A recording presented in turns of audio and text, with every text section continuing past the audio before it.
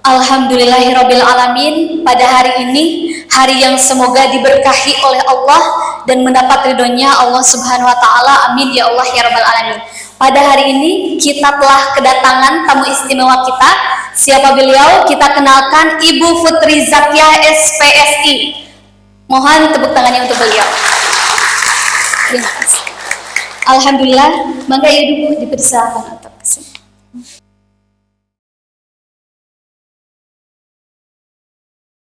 Beliau akan membagikan ilmunya mengenai strategi mencegah dan mengatasi kenakalan remaja. Di sini sedang marak terjadi ya Bapak Ibu, kenakalan remaja di kalangan remaja, khususnya salah satunya yakni pembulian. Nah, bagaimana upaya kita, sikap kita sebagai orang tua dan hal apa saja yang perlu kita lakukan supaya anak-anak kita terhindar dari yang namanya kenakalan remaja. Nah, di sini Ibu Putri Zakiah akan membagikan ilmunya mengenai strategi dalam mencegah dan mengatasi kenakalan remaja. Akan tetapi sebelum itu, di sini saya akan membacakan terlebih dahulu CV beliau. Ibu Putri Zakiah SPSI adalah seorang sarjana psikologi dari Universitas Negeri Surabaya. Aktivitas saat ini adalah seorang penulis dan public speaker. Di antara materi yang sering disampaikan adalah parenting, mental healthy and happiness, pernikahan, relationship, dan masih banyak lagi materi yang bisa disampaikan oleh beliau. Lalu, beliau menempuh pendidikan di MI Tarbiyatus Sholihin, Kebon Duren. Untuk SMP-nya di SMP 1 Sengrat, SMA-nya di SMA 1 Sengrat, dan beliau menempuh perkuliahan di Universitas Negeri Surabaya dengan jurusan S1 Psikologi. Telah banyak karyanya yang telah diciptakan oleh beliau, yakni buku yang telah banyak diterbitkan. Nah, dari karya yang tersebut beliau mendapatkan prestasi yakni sebagai finalis pasangan muda inspiratif dan berprestasi Kemenpora RI pada tahun 2019. Baik, nah dilihat dari CV beliau kita bisa mengetahui ya bahwa beliau itu merupakan seorang yang berprestasi, kreatif, dan tentunya banyak sekali pengalaman yang telah dialami oleh beliau yang insya Allah kita tidak perlu meragukan beliau karena insya Allah beliau akan membagikan ilmunya yang akan sangat bermanfaat bagi kita semua. Baik, kepada Ibu Putri Zakiah dipersilakan. Bismillahirrahmanirrahim. Assalamualaikum warahmatullahi wabarakatuh. Waalaikumsalam warahmatullahi wabarakatuh. Alhamdulillah, nahmaduhu wa nasta'inuhu wa nastaghfiruh wa na'udzu billahi min syururi anfusina wa min sayyiati a'malina. May yahdihillahu fala mudilla lahu wa may yudlil fala hadiya lahu. Asyhadu an la ilaha illallah wahdahu la syarika lah wa asyhadu anna Muhammadan abduhu wa rasuluh la nabiyya wa la rasula ba'da. Rabbi shrah li sadri wa yassir li amri wahlul 'uqdatam min lisani yafqahu qawli. Yang saya hormati segenap jajaran pimpinan Pondok Pesantren Persatuan Islam 80 Al-Amin Sindang Kasih, pada para jajaran Dewan Pengajar Ustadz-Ustadzah, mulai dari SDIT, TKIT, SDIT, SMP hingga MA Al-Amin Sindang Kasih, serta ayah bunda. Ada ayahnya apa tidak ya? Ada ya? Ada. Alhamdulillah. Saya izin turun. Mangga, persilakan Ibu. Saya izin turun ayah bunda semuanya yang insya Allah pada pagi hari ini dalam keadaan bersemangat. Betul?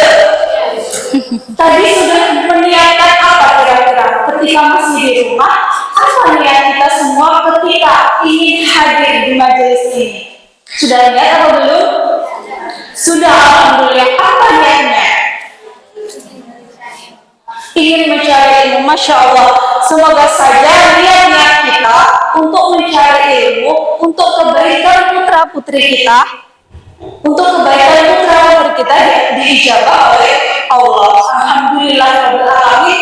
Allah ternyata menggerakkan langkah kita, meringankan hati kita untuk datang. Karena rupanya momen-momen seperti ini tentu saja jenengan semuanya tersendat-sendat ya. Atau ibu pakai ini aja. Bentar. Ya. Biar. Pakai ini saja. Ya, pakai ini saja ya. Karena momen seperti ini, maaf ini terdengar. Karena momen seperti ini, sungguh kalau tidak disempatkan, rasa-rasanya tidak sempat. Betul ya Bunda? Betul ya, karena pekerjaan di rumah tidak ada sudahnya. Ada urusan pekerjaan. Mungkin di antara ini ada yang harus izin libur bekerja. Mungkin ada yang urusan dengan keluarga, dengan pasangan, atau dengan anak-anak yang lainnya. Banyak sekali, tapi Allah menggerakkan langkah kita ke sini, berarti ada maksud, berarti ada sesuatu yang baik di sini. Dan semoga itu adalah sesuatu yang baik dalam pendidikan putra-putri kita. Amin amin ya robbal alamin. Selanjutnya, salawat serta salam marilah senantiasa kita haturkan kepada Nabi Muhammad SAW, sang suri tauladan terbaik yang kita nanti-nantikan, kita gadang-gadang syafaatnya di yaumil akhir. Baiklah, rasanya saya tegang sekali ya padahal baru SBB. Apa mau SBB lagi? Oke, saya izinkan saya mengajak Anda semuanya, ayah bunda semuanya berwisata. Mau berwisata? Mau wisata yang biasanya kita kemana sih wisatanya? Kita biasanya wisatanya ke yang sejuk-sejuk, ke yang indah-indah, ke yang gunung-gunung, yang pantai-pantai, atau yang mau-mau. Baiklah, izinkan, ini next dulu karena tadi sudah diperkenalkan ya. Ini langsung saya skip aja ya. Ini perkenalan dari saya, tapi tadi sudah dikenalkan oleh Ustazah moderator. Nah, izinkan saya mengajak Anda semuanya berwisata, tapi bukan wisata yang indah-indah dan dingin-dingin. Berwisata tentang apa? Berwisata melihat sekeliling kita bahwa rupanya banyak sekali hal yang menyesakkan dada kita. Apa itu? Kenakalan remaja. Izinkan saya mengajak Anda semuanya melihat seperti apa kenakalan remaja saat ini. Ini sebenarnya ada video, mungkin bisa dibantu ya, diklik aja, insya Allah sudah bisa di layarnya itu.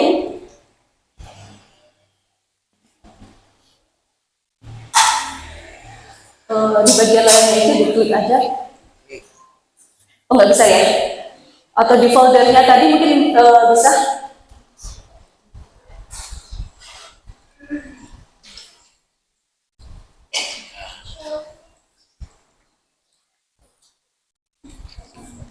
Nggak ada suaranya ya?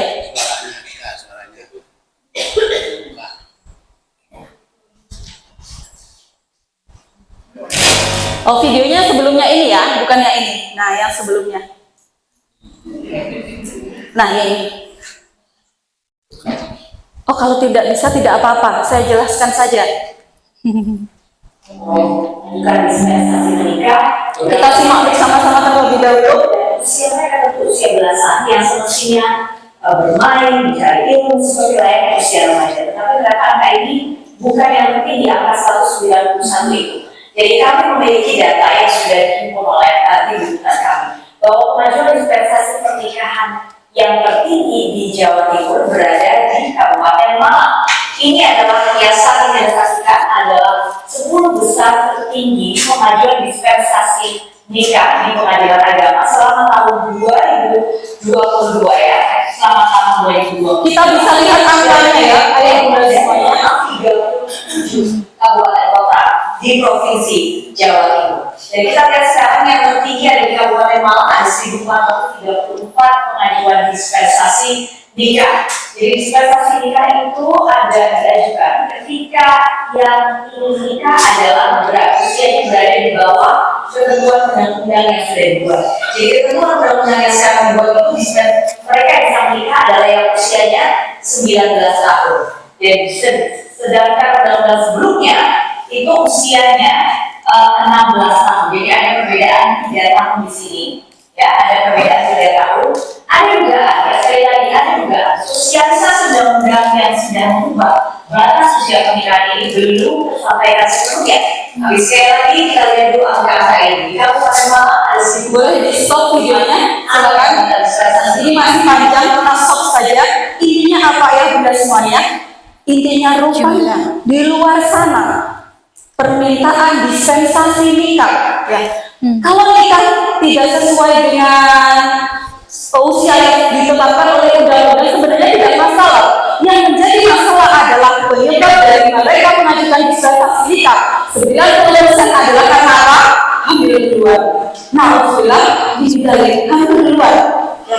Anak-anak usia 15 tahun, 16 tahun mengajukan dispensasi nikah. Mereka hamil duluan. Rata-rata siapa yang kemudian pasangannya siapa? Adalah teman-teman mereka sendiri. Nah, alhamdulillah kita simak. Bukan hanya di video ya, ini di mana-mana ya. Tadi saat di Jatim karena rupanya Jatim tertinggi ya. Karena rupanya Jatim tertinggi. Ketika anak sudah melakukan perzinahan seperti ini, ya, rasa-rasanya sudah suram masa depannya. Kenapa? Mereka sudah hamil. Lalu mereka akan menjadi seorang ibu. Belasan tahun jadi seorang ibu. Apakah sudah siap mentalnya? Apakah sudah siap ekonominya? Belum tentu saja ya. Ketika mereka seharusnya masih belajar di sekolah, masih harus meningkatkan banyak hal, tapi mereka harus menanggung sebuah hal yang bodoh, bisa dibilang seperti itu. Salah satu bentuk kenakalan remaja. Ada lagi fakta menyesakkan yang rupanya tidak jauh dari sini. Masih ingat peristiwa yang di ini? Masih ingat ya? Apa Bu ini? Pembulian. Mau dibilang dari bisa. Ini siapa Bu? Ayo Bunda, ini pembulian. Ini siapa? Ini yang dibully. Ya, coba kita bayangkan, misal kita menjadi orang tua dari anak yang tergelepar ini, ya, anak yang kita rawat dari kecil, kita sayang-sayang, kita timang-timang ya, kita beri makanan yang bergizi akan tumbuh dengan baik, kita kasih pendidikan dengan baik. Tapi rupa-rupanya ada seseorang yang berani menghajarnya hingga babak belur. Bagaimana perasaan kita? Hancur, rasa-rasanya ingin balas langsung saat itu juga. Tapi ayah bunda semuanya, rupanya yang hancur bukan hanya orang tua sini, bukan hanya orang tua korban yang hancur. Jika orang tua pelaku ini adalah orang yang normal, mereka juga akan hancur, tidak kalah hancurnya. Karena apa? Karena pasti akan menanggung apa? Rasa malu, menanggung apa? Rasa bersalah, rasa kecewa, dan semua yang menjadi satu, rasa gagal menjadi orang tua. Inilah fakta menyesakkan di lingkungan kita bahwa naudzubillah min dzalik, bentuk bullying, tawuran dan lain sebagainya marak sekali di sekeliling kita. Oke, mau lanjut wisatanya? Oke, kita lanjut wisata berikutnya. Ada apa? Ada miras, narkotika, obat-obat terlarang. Ini juga ancaman bagi putra-putri kita, ya. Mungkin ya, insya Allah kalau di dalam pondok pesantren mereka akan safe, nggak akan ditawari miras, nggak akan ditawari merokok, nggak akan ditawari obat-obatan terlarang. Tapi ketika mereka di luar sana, ancamannya luar biasa. Ya. Belum lagi masalah-masalah seperti ini ya, pergaulan bebas, kemudian ini terjerumus ke dalam kelompok-kelompok seperti ini, anak-anak kemudian apa ya, kecanduan gadget, kecanduan game online dan sebagainya, rokok dan lain sebagainya. Masya Allah, itulah realita yang ada di sekitar kita. Mau tidak mau, itulah yang dihadapi anak-anak kita. Itulah yang dihadapi buah hati kita. Mereka terlihat manis ya di rumah, ibadahnya bagus, tapi ancaman-ancaman di luar sana, Masya Allah.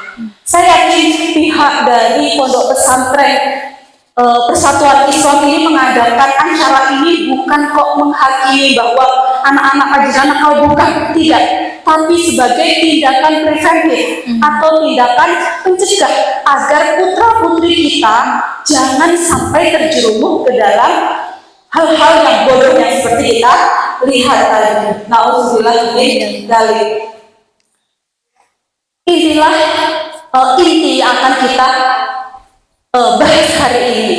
Apakah kenakalan remaja dan bagaimana caranya agar anak-anak tidak nakal? Ya. Remaja itu siapa sih Bu? Remaja siapa? Remaja? Anak usia belasan, betul sekali. Remaja sebenarnya kalau dalam Islam tidak ada ini Pak ya. Remaja tidak ada, kalau langsung dari anak-anak ke masa balik ya. Remaja ini sebenarnya penyebutan untuk memudahkan saja bahwa anak-anak telah melewati masa anak-anak ya. Masalahnya adalah ketika mereka balik, belum tentu mereka dibarengi oleh yang namanya akil atau kemampuan berpikir. Nah, itulah tantangan yang kemudian menjadikan mereka bergejolak seperti itu. Ya. Lalu, apa itu kenakalan? Kenakalan itu apa sih? Apakah membantah itu kenakalan? Apakah menilep uang SPP itu kenakalan? Apakah kenakalan itu seperti apa sebenarnya? Ya, kenakalan remaja rupanya adalah perilaku yang dilakukan oleh remaja yang melanggar nilai dan norma-norma yang berlaku di masyarakat. Ya. Tidak perlu saya jelaskan lagi, pasti jenengan sudah paham. Ya, jenengan itu bahasa Jawa ya. Kalau bahasa Sunda apa? Salira. Pasti salira sudah paham. Saya ini ya ke bawah ya, karena saya orang Jawa. Saya kalau salira pakai bahasa Sunda saya nggak bisa mengimbangi. Jadi intinya kenakalan remaja itu apa? Sesuatu perilaku dari remaja yang menyimpang dari nilai dan norma di masyarakat. Nilai dan norma apa saja? Hampir semuanya. Yang kita sebutkan tadi bukan hanya menyimpang dari norma-norma sosial, bukan dari norma agama, tapi juga norma hukum. Ya. Yang selanjutnya, mengapa remaja bisa nakal? Kira-kira apakah mereka nakal itu adalah takdir? Setuju nggak? Enggak ya. Nakal itu pasti ada sebabnya gitu ya. Anak-anak ini apa? Bakat nakal. Ini ada bakat nakal? Nggak ada bakat nakal. Nggak ada yang namanya bakat nakal. Sebenarnya segala sesuatu itu pasti ada sebab dan akibatnya. Ya, salah satunya kita koreksi dulu. Kita kita teliti dulu. Sebenarnya apa sih rupanya? Ya, kenapa remaja memiliki kecenderungan yang disebut nakal? Karena tidak semua nakal itu sebenarnya nakal. Ya, tidak semua nakal itu. Yang pertama adalah secara fisiologis. Fisiologis itu apa? Ayah bunda, secara fisik. Ya, rupanya mereka itu ya otaknya ya struktur otaknya belum terbentuk secara sempurna. Di dalam sini ya mohon maaf izin ustazah biologi ya kalau salah mohon dikoreksi. Di dalam sini ada prefrontal cortex ya. Prefrontal cortex ini adalah otak yang mengatur tingkah laku, otak yang mengatur perasaan, emosi, ya, mental dan lain sebagainya. Ini yang membedakan manusia dengan makhluk yang lain. Ya, manusia punya prefrontal cortex. Sayangnya pada remaja, usia anak-anak kita, prefrontal cortexnya belum matang. Ya, kemampuan menganalisis sebab akibatnya belum matang. Kemampuan ini nanti kalau aku begini jadinya begini, itu perlu dijelaskan secara berulang-ulang agar mereka tersambung dan mereka paham. Ya, seringkali mereka kenapa disebut nakal? Dikasih tahu sekali, mereka seolah-olah nggak gape bahasa Jawa. Kalau bahasa Sunda apa? Nggak memperhatikan gitu ya. Nggak memperhatikan gitu. Padahal mereka memang sedang berusaha menyambungkan sesuatu. Ya, menyambungkan yang ada di otaknya tersebut. Ya, di sini kita lihat dulu. Ya, the teen brain is under construction, masih dibentuk. Otaknya belum sempurna, belum matang. Jadi kalau tentang ini nanti kalau aku buat A jadinya B, itu mereka masih harus bekerja keras untuk memikirkan itu. Nah, sehingga apa? Pengambilan keputusannya juga belum matang. Sehingga mereka tergantung cenderung melakukan sesuatu yang emosional ya, secara emosinya gitu, tidak dipikirkan dengan baik-baik, dengan matang-matang. Kalau kita lihat di sini ya, sebagian besar ini kok dipenuhi dengan cinta ya, besar sekali, masya Allah. Sehingga ketika anak-anak memang sedang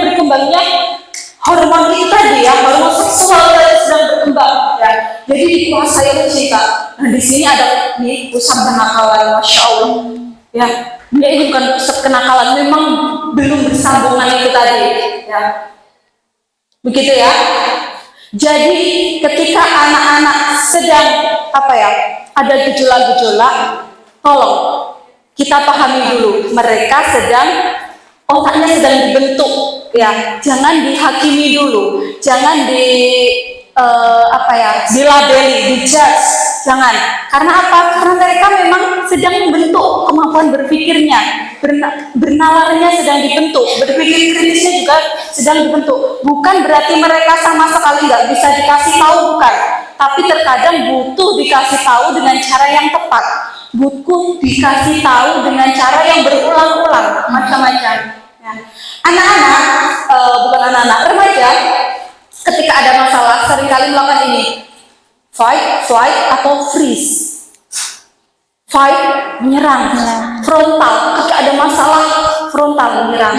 Ada lagi, flight, kabur kalau ada masalah, ya, nggak mau menyelesaikan masalah. Atau freeze, atau membeku, diam, mematung. Diomongin dari itu, diam. Itu memang ciri-ciri remaja. Kemudian mereka cenderung mood swing atau kondisi emosinya berubah secara swing, itu kan berubah secara berubah secara dinamis gitu ya, mudah sekali marah, mudah sekali senang, ya seperti itu. Nah, teman adalah dunia bagi mereka. Ini nanti adalah salah satu kata kunci kita, ya. Teman adalah dunia bagi mereka. Nanti di belakang kita bahas bagaimana caranya agar kita bisa menjadi teman dari putra-putri kita. Karena remaja itu, ya, seseorang yang bisa menasehatinya adalah mereka yang anggap teman, mereka anggap bestie. Kalau nggak bestie, ya, kalau kita orang tua yang hanya datang untuk menasehati, ya, siapa lo nasihat-nasihatnya? Tapi kalau mereka anggap kita bestie, ya, mereka akan cenderung lebih mudah menerima nasihat-nasihat dari kita, ya. Bagaimana cara menjadi bestie? Nanti kita bahas di belakang. Kita lanjutkan dulu. Kemudian apa yang menyebabkan anak-anak menjadi nakal? Salah satunya adalah pengaruh teknologi, gadget, Bu. Masya Allah, luar biasa teman-teman. Kalau di pondok insya Allah safe ya Bu ya dari gadget ya, nggak bawa gadget ya, nggak bawa gadget, insya Allah anak-anak lebih safe, lebih aman. Karena apa? Karena waktu mereka untuk bermain gadget itu pengaruhnya terhadap pembentukan karakter, perilaku, pengaruh terhadap cara mereka marah, cara mereka mengambil keputusan, cara mereka berdandan, dan hampir semuanya itu dipengaruhi oleh gadget, ya. Yang mereka lihat di TikTok, di Instagram, di Facebook, itu sebagian besar mereka tirukan, ya. Naudzubillah, mereka belum bisa menyaring, kayak gini tuh jadinya begini. Mereka masih sulit untuk menyaring itu, ya. Sehingga lebih baik mereka memang dibatasi penggunaan gadgetnya. Mereka mungkin di rumah sudah punya hak pilih, hak milik, ya. Gadget mereka di rumah mungkin sudah punya hak milik. Tapi orang tua juga berhak untuk memberi peraturan tentang gadget, ya. Anak dikasih gadget tidak apa-apa, mereka memang sudah pada waktunya, ya. Sudah, apalagi kalau zaman sekarang itu segala sesuatu memang butuh komunikasi dengan gadget. Tapi kita tetap harus memiliki kuasa, ya. Anak-anak kita harus memiliki kuasa untuk memberi aturan gadget itu harus begini dan begitu, ya. Oke, apa terlalu cepat? Tidak ya, karena materinya cukup panjang, saya khawatir nanti sampai jam 12 gitu ya, pasti pada hampir semua. Itu lagi teknologi, kemudian lingkungan, Masya Allah. Tadi, mohon maaf yang disebutkan oleh Bapak, Bapak. Tadi saya juga ada materinya di sini rupanya tentang pusat pendidikan tadi. Ya, ini dia, ya. Keluarga, sekolah, dan masyarakat atau negara. Ini lingkungan sangat berpengaruh dalam proses pendidikan, ya. Proses pendidikan sangat dipengaruhi oleh apa yang dilihat di lingkungan, bagaimana cara lingkungan memperlakukan mereka, bagaimana cara lingkungan menghargai keberadaan mereka, bagaimana cara lingkungan untuk terus membantu mereka bertumbuh itu sangat berpengaruh. Jika anak-anak tumbuh di lingkungan yang notabene akan membuat mereka memiliki kecenderungan untuk berbuat nakal, yang seperti kita sebutkan di depan, mereka akan juga cenderung menjadi seperti itu. Ya, mereka sebenarnya butuh bantuan dari kita. Kalau di makalah yang itu kan bantu aku agar tidak nakal. Mereka itu butuh bantuan, Bu. Ya, bukan butuh disalahkan, bukan butuh dihakimi, tapi mereka butuh dibantu, butuh ditolong. Yuk, ini acaranya agar kamu tidak nakal. Nah, lah kok sudah ada ice breakingnya ya? Ini nanti atau sekarang ya? Melihat Bapak Ibu ya. Sudah ada ice breakingnya di sini. Ice breakingnya kok sudah muncul di sini, Ustazah? Sekarang apa nanti ya kira-kira ya? Nanti ya? Oke, nanti. Nah, bagaimana caranya untuk mencegah kenakalan remaja? Pasti ini materi yang ditunggu-tunggu. Ciptakan lingkungan yang aman, lingkungan yang safe, lingkungan yang melindungi, lingkungan yang support terhadap hal-hal yang positif, lingkungan yang mendukung, lingkungan yang membuat anak-anak kita menjadi lebih rajin ibadahnya, lebih rajin belajarnya, lingkungan yang memberikan wadah. Oh nak, ini loh tempat kamu belajar. Oh nak, ini loh kamu akan tumbuh baik di sini. Bukan lingkungan yang justru membuat anak-anak menjadi kerdil. Bukan lingkungan yang membuat anak-anak menjadi terjerumus. Ya, lingkungan sangat besar pengaruhnya bagi kenakalan remaja itu tadi. Ya, semakin aman lingkungan, semakin anak-anak terhindar dari kenakalan remaja. Ya, semakin tidak aman lingkungan, semakin besar kecenderungan mereka terhadap kenakalan remaja. Oke, lanjut. Bangun hubungan orang tua dan anak yang baik. Ya. Ayah bunda semuanya, izinkan saya bertanya, apakah ayah bunda semuanya mencintai anak-anak? Putra putri mencintai 100%, saya yakin pasti jawaban jenengan mencintai anak-anak dengan baik. Tapi sekarang saya tanya, apakah anak-anak merasa Anda cintai? Apakah cinta yang Anda berikan itu diterima sesuai dengan yang Anda inginkan di mata anak-anak? Apakah Anda merasa, oh, bundaku sayang banget sama aku? Apakah anak-anak merasa ini yang harus kita koreksi? Karena apa? Karena terkadang kita merasa memberikan cinta, tapi tidak seperti itu yang diterima oleh anak-anak. Ya, kita merasa baiknya tuh harus begini. Tapi cara kita menyampaikan adalah cara yang tidak disukai oleh anak-anak. Sehingga apa? Sehingga jangan sampai cinta yang kita berikan justru menjauhkan anak-anak dari kita. Memang ada. Cinta yang kita berikan sudah bermaksud sangat baik, ya, memberikan ini dan itu, tapi rupanya itu tidak diterima dengan baik oleh mereka. Hubungan yang baik adalah salah satu tonggak, ya, hubungan orang tua salah satu tonggak agar anak mampu kita arahkan dengan baik. Semakin baik hubungan orang tua dan anak, semakin mudah kita mengarahkan mereka. Bisa kita lihat dari mana hubungan orang tua dan anak yang baik? Ada 3 yang bisa kita lihat. Yang pertama adalah apakah anak-anak mau bercerita atau mau bicara dengan kita? Ya. Apakah mereka merasa percaya bahwa kita adalah tempat yang baik, tempat yang nyaman untuk bercerita?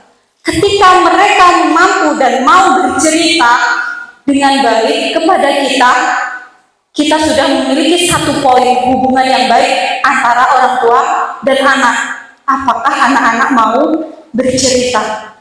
Terkadang mungkin ada yang dirahasiakan, tapi tetap banyak yang diceritakan. Ya, wajar kalau anak-anak punya rahasia, tapi banyak sekali juga yang diceritakan. Itu artinya mereka masih nyaman, masih menganggap kita terhubung, masih menganggap kita bestie. Karena banyak orang tua di luar sana mengeluhkan anak itu pulang hanya diam saja, tidak mau bercerita apa-apa. Itu Itu kan hubungan orang tua dan anak patut kita pertanyakan, ya. Bercerita dengan siapa anak-anak itu nanti, ya. Jangan sampai anak-anak bercerita di tempat yang salah, tempat yang seharusnya mengarahkan tapi justru menjerumuskan. Naudzubillah min dzalik. Ya, 3 poin yang bisa kita lihat dari hubungan orang tua anak. Yang pertama adalah anak mau bercerita. Yang kedua adalah anak mau mendengarkan. Ya, mendengarkan apa? Mendengarkan kita sebagai orang tua. Mendengarkan cerita kita, mendengarkan nasihat kita, mendengarkan apapun, mungkin bercandaan, mungkin dan yang lain-lain. Ya, itu salah satu bukti keterhubungan anak dengan kita. Ya, ketika anak masih mau mendengarkan orang tuanya, berarti mereka masih merasa terhubung, masih merasa hormat, masih merasa percaya bahwa orang tua akan mengatakan yang baik-baik. Karena ada di luar sana, anak sama sekali tidak nyaman untuk mendengarkan orang tuanya. Apa sebab? Banyak sekali. Ketika orang tuanya bicara, hanya memerintah, hanya menasehati, bahkan membanding-bandingkan, kemudian menyalahkan. Kalau seperti itu, kira-kira bukan anak-anak aja, kita sebagai orang tua, kalau ketemu orang yang ketika setiap ketemu menyalahkan, membandingkan, menasehati, sok tahu, menggurui, pasti kita males kan? Anak-anak juga gitu. Ya, anak juga akan merasa malas. Ketika anak-anak mau mendengarkan kita, berarti hati mereka masih terhubung dengan kita. Itu poin nomor 2. Yang nomor 3 adalah apakah anak-anak memiliki empati dengan kita. Empati itu apa, ya Bunda? Empati adalah kemampuan untuk merasakan, ya, kemampuan untuk merasakan perasaan orang lain. Ya. Anak-anak yang memiliki empati, ini saya sebut anak-anak karena anak kita gitu ya, maksudnya remaja gitu ya. Anak-anak ketika memiliki empati, dia akan mikir-mikir, nanti Bunda marah nggak ya kalau aku melakukan ini? Nanti Bunda kecewa nggak ya? Nanti Bunda sedih nggak ya? Mereka masih mempertimbangkan itu. Ya, ketika mereka sama sekali tidak memiliki empati, mereka akan berbuat semaunya sendiri. Ya, nanti di belakang setelah ini kita akan bahas bagaimana cara menimbulkan empati bagi anak-anak kita. Karena apa? Empati ini sangat penting. Ya, ketika anak mampu berempati, dia akan mampu lebih mudah untuk diarahkan, lebih mudah untuk memahami orang tuanya, mau orang tuanya, seperti itu. Ya, ini dorong anak memiliki empati dan tanggung jawab. Ayah bunda semuanya, bagaimana caranya agar anak-anak memiliki empati yang baik? Ya. Empati itu kita ulangi lagi, perasaan atau kemampuan untuk memahami perasaan orang lain. Ya. Ketika bundanya merasa lelah, dia tahu kalau bundanya merasa lelah. Ketika ayahnya merasa kecewa, dia tahu ayahnya merasa kecewa. Di luar sana, banyak anak yang sama sekali tidak peduli bagaimana perasaan orang tuanya. Ya, entah marah, entah kecewa, sampai nangis berdarah pun ada anak yang tidak peduli. Nah, untuk bilang dari jangan sampai anak-anak kita menjadi anak-anak seperti itu. Bagaimana caranya agar membentuk anak-anak menjadi anak-anak yang berempati?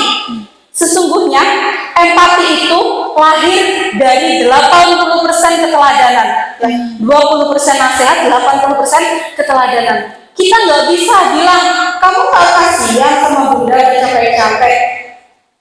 Saya kasih contoh. Ketika anak-anak di rumah dan hendak pergi, biasanya kita kan pagi-pagi menyiapkan sarapan, masak sejak subuh gitu ya, udah repot di dapur gitu ya. Bagaimana perasaan para ibunda ini ya, sudah capek-capek masak, bangun pagi, menyiapkan ini itu, harapannya anak bisa segera sarapan. Masakan sudah matang, dia nggak mau makan. Nggak mau makan. Kira-kira respon kita sebagai ibunya itu bagaimana kira-kira? Gimana respon kita ya? Ini menentukan, ini pendidikan empati ya bunda semuanya. Pendidikan empati ada di sini. Ya. Kalau kita mengatakan kamu nggak kasihan sama bunda, nggak lihat bundanya bangun subuh, nggak dimakan, ini bunda capek-capek, ayah kamu kerja bagi tulang buat mereka akan kasihan 20%, 80%-nya akan jengkel. Kasihannya itu tetap ada, tapi jengkelnya itu loh, ya, itu akan mengikis rasa kasihannya. Jadi apa? Empatinya nggak tumbuh. Lalu bagaimana agar menumbuhkan empati? Kita harus empati dulu sama perasaannya. Bagaimana caranya? Kita tanya dulu, apa sih yang membuat kamu nggak mau makan?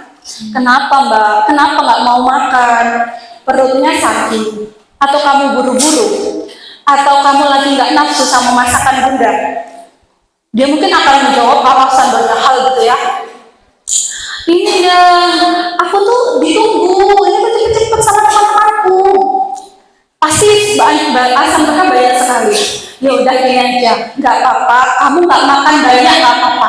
Tapi syaratnya keluar rumah perut harus sudah terisi. Ya, Bunda nggak mau mahnya kambuh, Bunda nggak mau ada keluhan-keluhan. Nanti kalau kamu sudah makan beberapa suap saja, kamu boleh pergi. Kita makan dulu, harus tetap makan. Ya, kita nggak ada kasih tahu kamu nggak kasihan, kamu nggak empati, kamu, tapi kemampuan kita untuk mengerti posisi dia, mengerti perasaan dia, itu juga akan menumbuhkan kemampuan dia untuk mengerti posisi orang lain. Ini salah satu contoh saja. Banyak sekali hal yang seringkali kita lupa, bahwa kita harus mendidik anak kita untuk berempati. Dimulai dari apa? Dari diri kita sendiri. Dari siapa lagi? Ya, mungkin kita lebih mudah untuk ngejudge anak-anak kita, menghakimi begini dan begitu, gitu ya, tanpa tahu apa yang mereka rasakan. Sehingga apa? Sehingga mereka juga akan frontal. Percayalah ayah bunda, anak-anak itu sebenarnya mereka mempunyai fitrah yang baik. Mereka akan tumbuh memiliki empati yang baik juga. Asalkan empati itu tidak terkikis oleh hal-hal yang tidak seharusnya. Terkikis oleh hal-hal yang membuat mereka gitu, jengkel gitu ya. Mereka pasti sangat malas untuk dimarahi, kemudian sangat malas untuk dibanding-bandingkan, sangat malas untuk dilabeli, dasar nggak tahu perasaan ibunya, dasar nggak memikirkan. Itu adalah kalimat-kalimat yang sama sekali tidak menyelesaikan masalah. Itu hanya meluapkan emosi kita aja. Ya, sesudahnya pasti masalahnya juga nggak akan selesai seperti itu. Bisa diterima ya? Bagaimana cara menciptakan empati ya dari anak-anak ya, sehingga ketika mereka memiliki empati, mereka akan memiliki kecenderungan untuk melakukan tanggung jawab. Tanggung jawab apa? Tanggung jawab untuk belajar. Tanggung jawab apa? Untuk beribadah. Tanggung jawab untuk apa? Tanggung jawab bermacam-macam yang lainnya. Mereka punya tanggung jawab untuk itu. Oke, kita lanjutkan. Dorong mereka memiliki aktivitas positif dan cita-cita yang tinggi.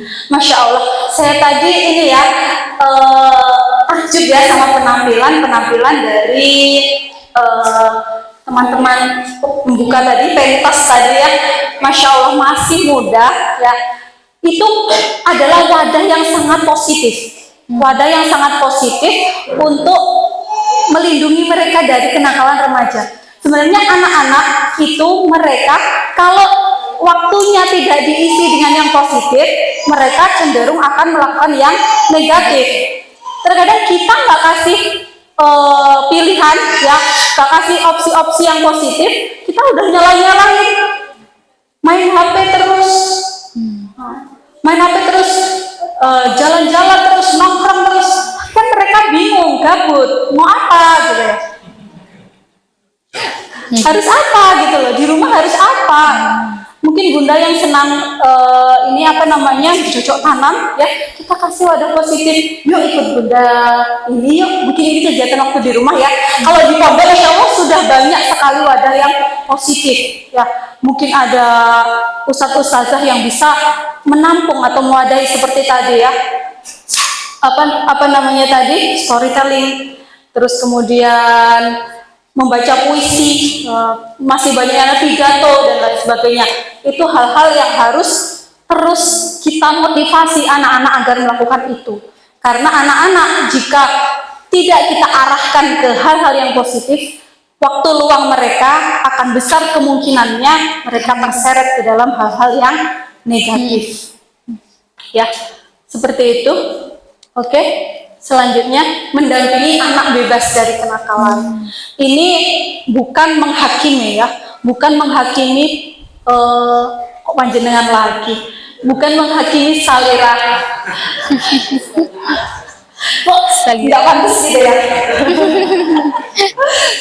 Ya memang bukan menghakimi anak ayah bunda semuanya bahwa anak ayah bunda itu nakal, bukan. Tapi sebagai tindakan preventif, saya katakan sekali lagi, sebagai tindakan pencegahan. Bagaimana jika misalnya ya seolah-olah, bukan kok berdoa juga bukan ya. Bagaimana kalau ya naudzubillah anak kita kemudian menjadi anak yang nakal, gitu ya. Gimana caranya ya? Yang pertama adalah respon dari orang tua ketika mengetahui kenakalan itu. Semoga tidak ada anak-anak kita yang nakal ya bunda ya. Tapi bagaimana ketika nakal, respon orang tua itu sangat menjadi sangat menjadi hal yang penting, sangat penting ya, krusial, harus diperhatikan ya. Ketika orang tua meresponnya sebagai bukan penerimaan ya, sebagai respon sesuatu hal yang itu sangat memalukan, itu sangat membuat murka gitu ya. Kalau murka, kalau marah mungkin itu sebuah respon yang natural ya. Tapi respon kita selanjutnya, anak-anak butuh rangkulan dari kita ya. Nanti kita akan bahas ya. Di sini ada, nanti kita ulangi. Oke, kembali. Kita kembali dulu. Anak-anak butuh diterima dalam keadaan apapun ya. Siapa lagi yang bisa menerima anak-anak kita kalau bukan kita sendiri ya. Ketika anak melakukan sesuatu yang tidak kita sukai ya, sesuatu yang melanggar norma sosial atau norma agama dan yang lainnya, ketika mungkin anak jenengan ada salah satu yang pacaran katakanlah, itu salah satu bentuk kenakalan remaja ya, yang mungkin dinormalisasi ya. Bagaimana respon kita? Ini respon kita ini bisa menjadi penentu apakah kita akan mencari penyelesaian apa justru kita akan membuat mereka semakin terjerumus ya. Respon kita ya. Bagaimana respon orang tua pada umumnya ya. Ketika anak mereka katakanlah pacaran ya, pasti sangat bangga atau sangat, ketika anak kita pacaran sesungguhnya ada rasa syukur dan ada rasa jengkel kecewa. Rasa syukurnya apa? Ternyata sudah bertumbuh anak-anak kita itu ya Bu ya. Fitrahnya sudah tumbuh menyukai lawan jenis. Mereka hanya perlu diarahkan ya. Arahkan seperti apa? Kalau nak ya menyukai lawan jenis itu adalah hal yang fitrah ya. Natural, semuanya orang juga akan menyukai lawan jenis. Kamu berarti sudah tumbuh dengan baik ya.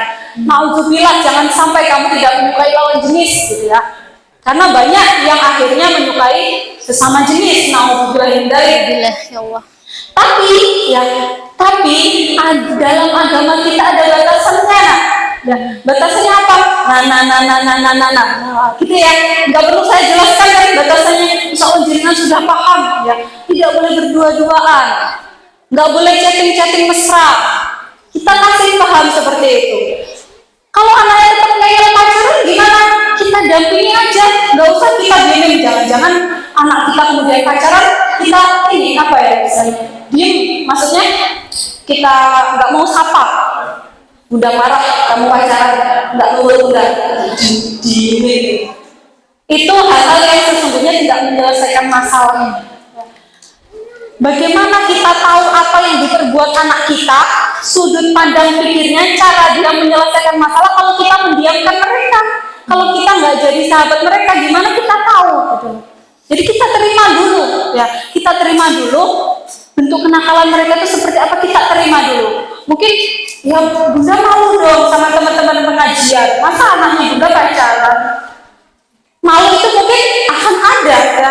Tapi malu kita apakah akan menyelesaikan masalah? Nah, ini kita harus begini, bagaimana cara merangkul anak kita agar jangan sampai terlalu dalam terjerumus ke dalam hal-hal yang tidak kita inginkan.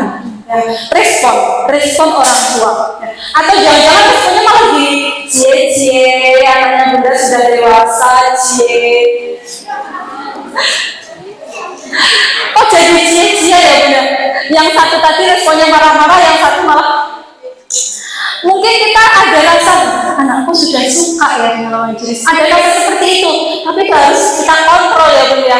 Jangan sampai cie-cienya itu nanti membuat mereka jadi lost gitu ya, kesenangan gitu ya. Jangan sampai seperti itu.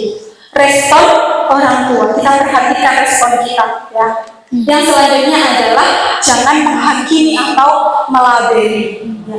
Ini terkadang lisan kita ya tanpa terkontrol, ketika dalam kondisi marah, ketika dalam kondisi kecewa, lisan kita tidak bisa kita kendalikan. Ya. Kita gigit lidah kita pun kalau kita mau mengatakan sesuatu yang buruk tentang anak-anak kita, karena lisan kita adalah doa bagi mereka. Ya. Dasar anak bilang nggak pernah dengerin, itu doa kita bun. Anak nggak pernah dengerin, itu mereka mendengarnya, itu malaikat mengaminkan. Lidah kita lah bun ya.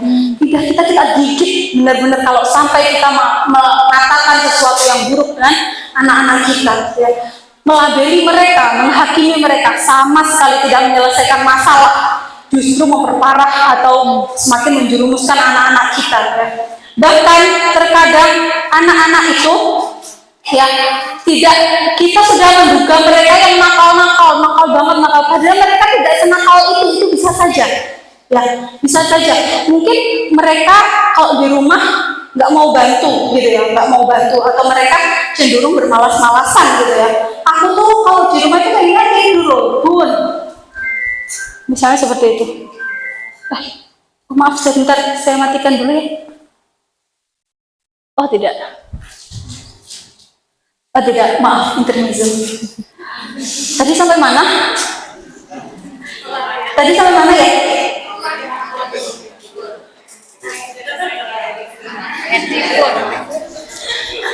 Pengen tidur katanya.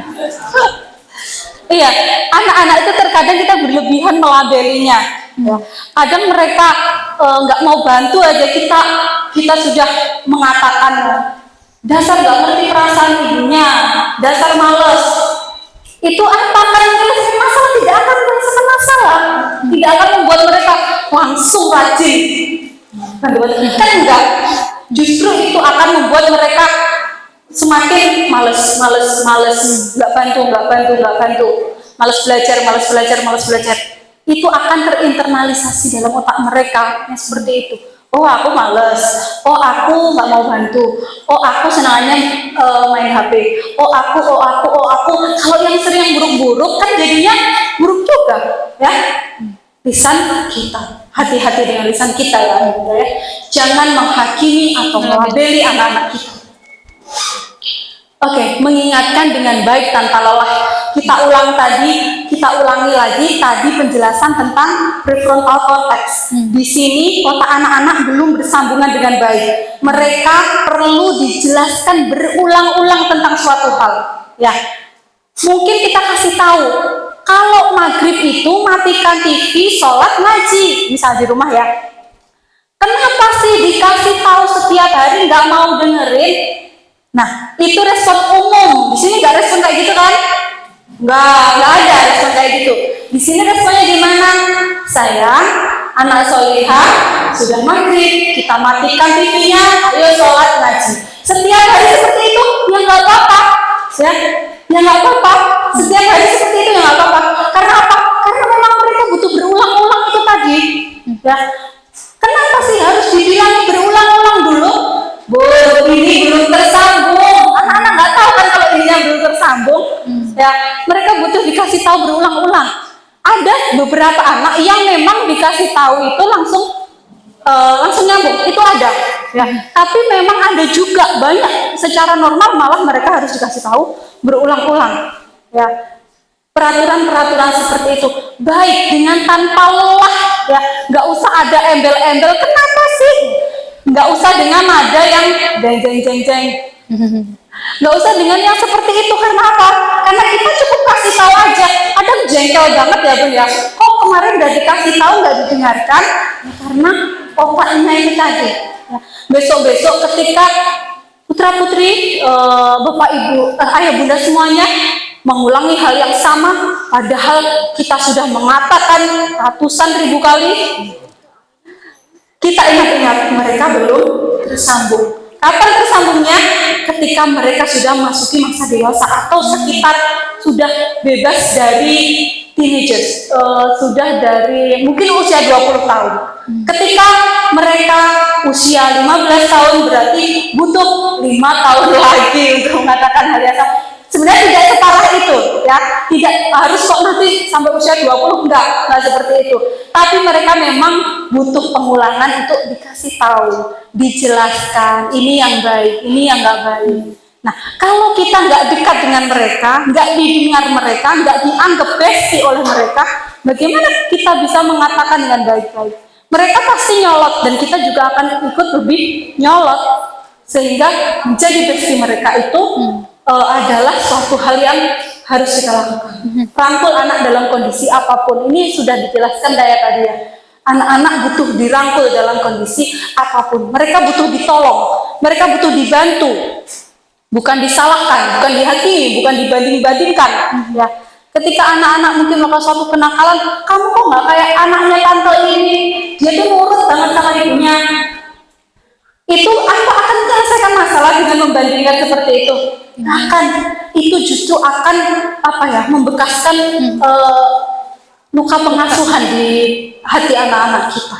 Ya, dibandingkan kayak gitu, jangankan anak-anak Bun, ayah bunda di sini coba rasanya dibandingkan gimana? Sakit, nyesek gitu ya, pasti itu dibanding-bandingkan. Nah ini ketika kita sudah mendengar alarm tanda bahaya, kita sudah tidak bisa mengatasi, tidak ada salahnya ketika kita minta bantuan ahli. Apa itu? Mungkin anak kita kecanduan game, atau mungkin anak kita kecanduan gadget, mungkin anak kita mudah sekali marah yang meledak-ledak luar biasa sampai membanting-banting sesuatu, atau dia ada kecenderungan untuk bergaul terhadap hal-hal yang buruk, misalnya bergaul dengan perokok, minuman keras. Kita nggak apa-apa minta bantuan ahli yang bisa memodifikasi perilaku mereka. Kita usahakan bagaimana caranya agar anak-anak itu bisa terbebas dari hal-hal yang buruk tersebut. Minta bantuan ahli jika dibutuhkan. Pengasuhan tidak harus ideal, tapi kita harus mengupayakan dengan baik. Saya yakin ayah bunda di sini semuanya menginginkan yang terbaik, menginginkan pengasuhan yang terbaik. Buktinya ayah bunda semuanya sudah menitipkan putra putrinya di pondok pesantren Persatuan Islam ini. Ya, pasti ini adalah usaha dari jenengan semuanya untuk memaksimalkan pendidikan. Tapi tentu saja ya kita hanya bisa berusaha. Pengasuhan kita mungkin tidak ideal. Kita mungkin ada masalah dengan pasangan. Kita mungkin ada masalah dengan ekonomi. Kita mungkin ada masalah dengan yang lain sehingga membuat anak kita terdampak dari hal tersebut. Tapi itu sesuatu yang di luar kendali kita. Ya. Hasilnya adalah sesuatu yang di luar kendali kita. Ya. Hasil adalah sesuatu yang insya Allah tidak dimintakan pertanggungjawaban oleh Allah karena itu di luar kendali kita. Tapi ikhtiar kita, tapi usaha kita semaksimal mungkinnya itu akan diminta pertanggungjawabannya. Ya, mungkin masih banyak kurangnya, mungkin masih perlu tendel sana dan sini. Tapi kalau kita sudah mengupayakan yang terbaik, ya, kita sudah memaksimalkan ikhtiar kita, insya Allah kita bisa mempertanggungjawabkan. Ya Allah, aku dulu sudah begini dan begitu dalam mendidik anakku, seperti itu. Insya Allah jenengan semua sudah paham bagaimana kita memaksimalkan pengasuhan anak itu tadi. Ya, oke. Yang selanjutnya titipkan anak kita pada penjagaan Allah. Ya, karena siapa yang bisa menjamin selain Allah? Anak-anak adalah sesuatu yang tidak bisa kita jaga dengan cara dikurung, tidak bisa. kita akan kekepin di rumah, mereka tidak akan tumbuh dengan baik. Tapi kita menyerahkan anak mereka ke dalam pondok, bergaul dengan teman-teman yang mungkin akan salah satu, salah dua mungkin akan memberikan pengaruh begini dan begitu. Tapi itu adalah usaha yang lebih baik agar mereka tumbuh dengan baik.